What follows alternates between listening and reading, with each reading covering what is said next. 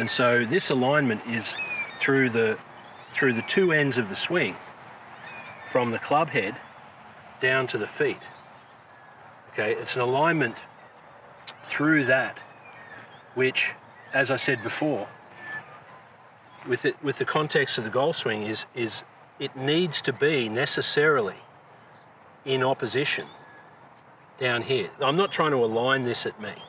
You might show them that. Yeah, it is, but that's incidental. The fact that this is pointing at my belly is completely irrelevant. What's relevant is that the rotational forces going on the outer half of this folded over structure are towards the target, if you like, and the rotational forces in the lower part of the structure, all the way to the armpit, are rotated away from the target.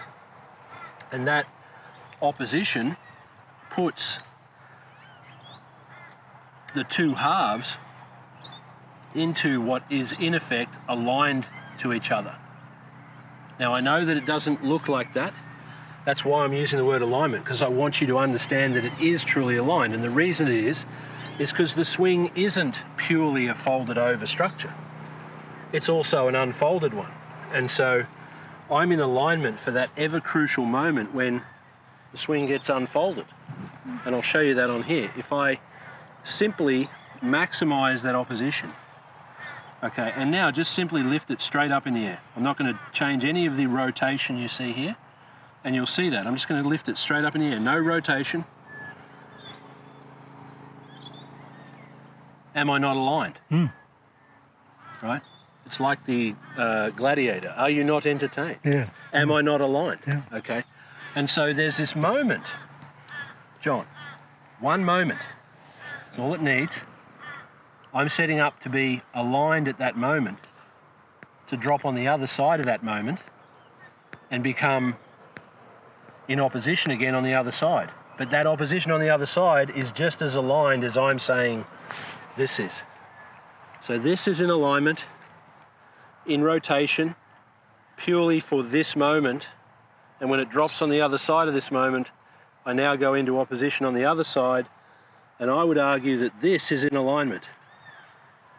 Now, why are all the best players in that arrangement at impact? More or less, right? They're all, for how different their swings are, their alignment conditions are more similar than any other facet about their games.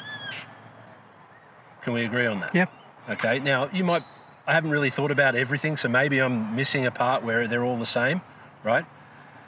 Maybe when they're sitting down signing their scorecard, they're all more similar than at impact. I don't know. But the point is that it's impact where they all seem to have the same arrangement.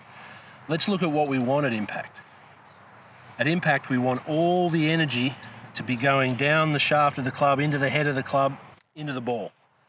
We want it really precise and really powerful if we want to be a PGA Tour player or a major champion, whatever it is. We kind of have to have that. You can't have like just slappy crap, can you? It's got to be good.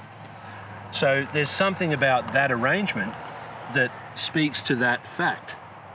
And I'm saying what that thing is that speaks to that fact is that they've been aligned energetically, kinetically, in rotation, and they're in alignment, ready for impact all the way through the swing, and they've never gotten off that. It's like Xander Schauffele. Right? Xander Schauffele is like little guy, not a big guy at all, and his tempo is just like, it's like this, like that kind of, he pounds the crap out of it. Yeah, he does, yeah. Right? So how does that happen?